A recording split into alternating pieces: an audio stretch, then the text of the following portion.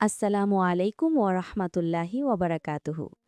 আমার প্রিয় দিনী বোনেরা, আশা করি আল্লাহর অশেষ রহমতে আপনারা সবাই ভালো আছেন। বোনেরা, বিয়ের পর শ্বশুরবাড়িতে গিয়ে প্রথম যে চিন্তায় আমরা অনেকেই পড়ি তা হল এত বড় সংসার, দেবর ভাসুর, মামাতো খালাতো ভাইরা সবাই একসাথে থাকি, এখানে আমি পর্দা করব কিভাবে?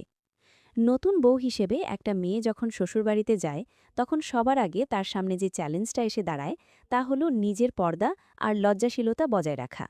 সারাদিন রান্নাঘরের সেই প্রচণ্ড গরমের মাঝে বোরকা নিকাব, হাতমোজা, পামোজা পরে থাকা তো অনেক কষ্টের।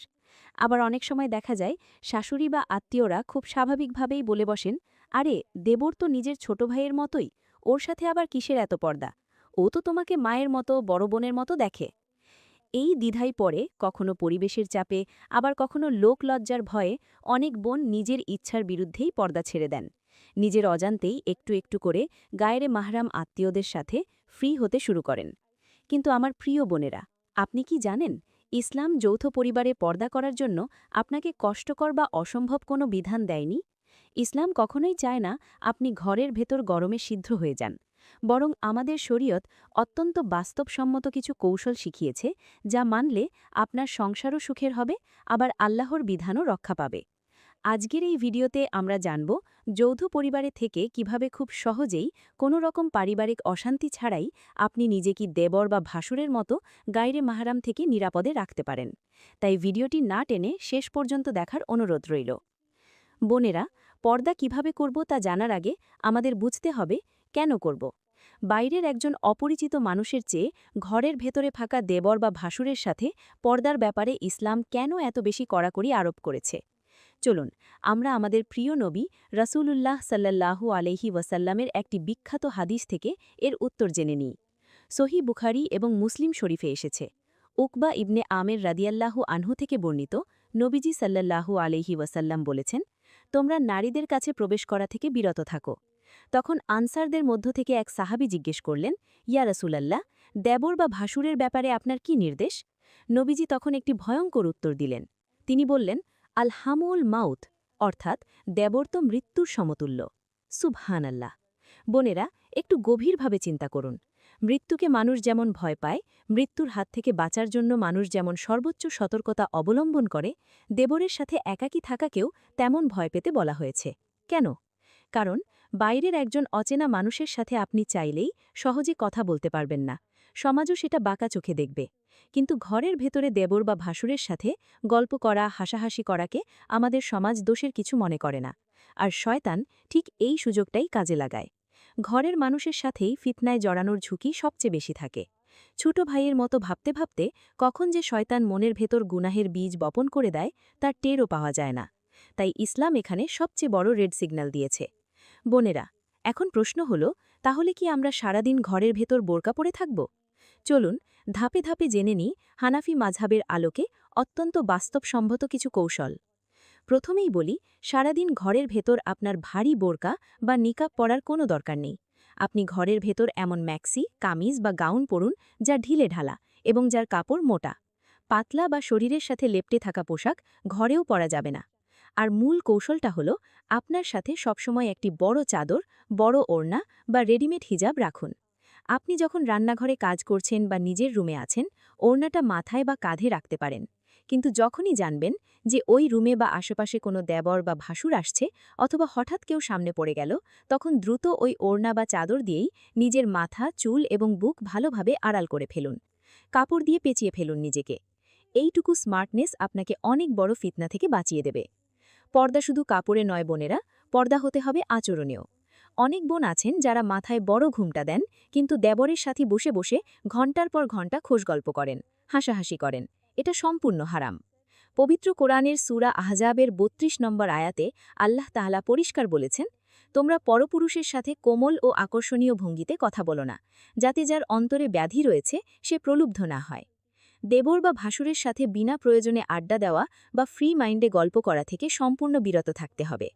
প্রয়োজনে কোনো কথা বলতে হলে গলার স্বর স্বাভাবিক ও গম্ভীর রাখবেন। কোনো রকম মিষ্টি সুরে, হাসি হাসি মুখে বা চোখ বড় বড় করে কথা বলবেন না। আপনার আচরণ এমন হবে যেন আপনি একজন সম্মানিতা, গম্ভীর এবং ব্যক্তিত্ববান নারী। আরেকটি বিষয় হল হানাফি ফিকহের একটি গুরুত্বপূর্ণ মাসালা হল খালওয়াত বা একাকিত্ব হালাম। ঘরের কোনো রুমে দেবর একা থাকলে সেখানে আপনি কোনোভাবেই যাবেন না।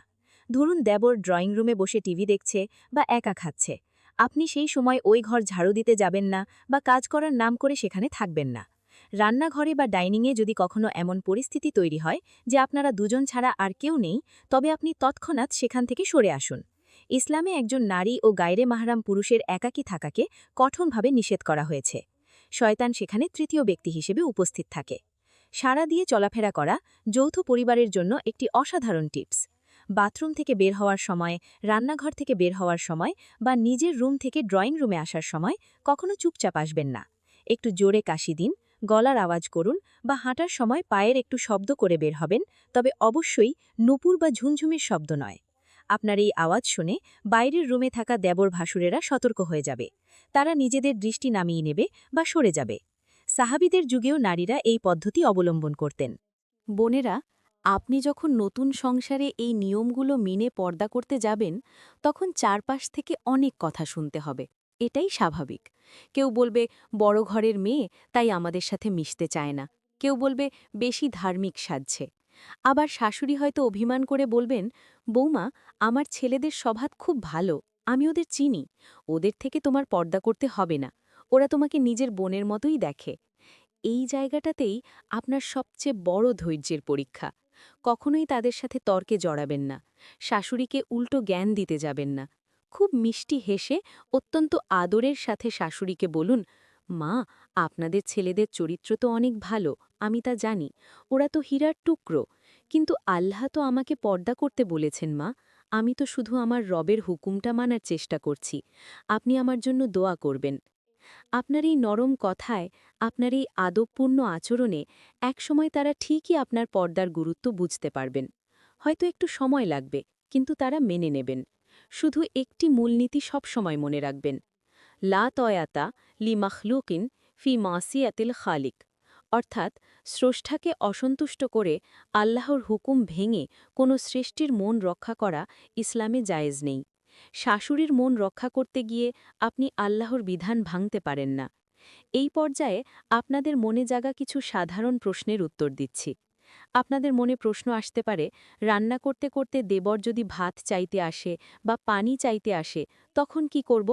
ঘাবড়াবেন না। সাথে থাকা ওড়না বা চাদর দিয়ে মাথা ও বুক ভালোভাবে ঢেকে নিন। সরাসরি তার চোখের দিকে তাকাবেন না। দৃষ্টি নিচের দিকে রেখে গম্ভীর স্বরে কথা বলে খাবার এগিয়ে দিন। বলুন, টেবিলে রাখা আছে, নিয়ে নিন। খাবার দেওয়ার সময় কোনোভাবেই হাসাহাসি বা খোশ গল্পে জড়াবেন না। আরেকটি প্রশ্ন, ভাসুর বা দেবর সালাম দিলে কি উত্তর দেওয়া যাবে? হানাফি মাঝহাবের ফতোয়া অনুযায়ী হ্যাঁ, উত্তর দেওয়া যাবে। তবে শর্ত হল যদি ফিতনার আশঙ্কা না থাকে, তবে পর্দা বজায় রেখে স্বাভাবিক বা নিচু স্বরে সালামের উত্তর দেবেন। তবে আপনি নিজে থেকে গায়ে পড়ে সালাম দিয়ে কথা বাড়াতে যাবেন না। আর যদি সালামের উত্তর দিলে অহেতুক কথা বাড়ার বা ফিতনার আশঙ্কা থাকে, তবে মনে মনে উত্তর দেওয়াই উত্তম। আমার প্রিয় বোনেরা, আমি জানি কাজটা সহজ নয়। যে পরিবেশে সবাই দিন মানে, সবাই পর্দা বোঝে, সেখানে পর্দা করা তো খুব সহজ, সেটা তো সবাই পারে। কিন্তু যৌথ পরিবারের মতো একটি কঠিন জায়গায় চারপাশের মানুষের বাঁকা কথার স্রোতের বিপরীতে দাঁড়িয়ে যে নারী শুধু আল্লাহকে ভালোবেসে আল্লাহর ভয়ে নিজেকে পর্দার ভেতর আবৃত রাখেন, আল্লাহর কাছে তার মর্যাদা যে কত বেশি তা আপনি কল্পনাও করতে পারবেন না। নবীজি সাল্লাল্লাহু আলাইহি ওয়াসাল্লাম বলেছেন, শেষ জামানায় দিন আঁকড়ে ধরে রাখা হাতের মুঠোয় জ্বলন্ত কয়লা ধরে রাখার মতো কঠিন হবে। আপনি সেই জ্বলন্ত কয়লাই ধরে আছেন বোন। প্রথম প্রথম আপনার একটু কষ্ট হবে, মানুষ পাগল বলবে, ব্যাকডেটেড বলবে, কিন্তু আপনি যখন আপনার সিদ্ধান্তে দৃঢ় থাকবেন, আপনার চরিত্রে যখন পবিত্রতা আর শালীনতা ফুটে উঠবে, তখন এই পুরো পরিবার একসময় আপনার পর্দার প্রতি সম্মান দেখাতে বাধ্য হবে ইনশাআল্লাহ। আল্লাহ তাআলা নিজেই আপনার সম্মান বাড়িয়ে দেবেন। আসুন বোনেরা, আমরা আমাদের রবের কাছে একটু হাত তুলি, একটু কায় মনোবাক্যে দোয়া করি। হে আল্লাহ, হে আমাদের রব, যৌথ পরিবারে থাকা আমাদের যে মা বোনেরা নানা প্রতিকূলতার মাঝেও তোমার হুকুম মানার চেষ্টা করছেন, তাদের জন্য এই পর্দার বিধান পালন করাকে তুমি আসান করে দাও, সহজ করে দাও আল্লাহ। তাদের এই আত্মত্যাগ তুমি কবুল করে নাও। হে আল্লাহ, তাদের সম্মান ও সতীত্বকে তুমি নিজের জিম্মায় হেফাজত করো এবং সমাজ ও পরিবারের সব ধরনের দৃশ্যমান ও অদৃশ্য ফিতনা থেকে তাদের তুমি রক্ষা করো। তাদের সংসারগুলোকে তুমি রহমত আর বরকতে ভরে দাও। আমিন, ইয়া রাব্বাল আলামিন।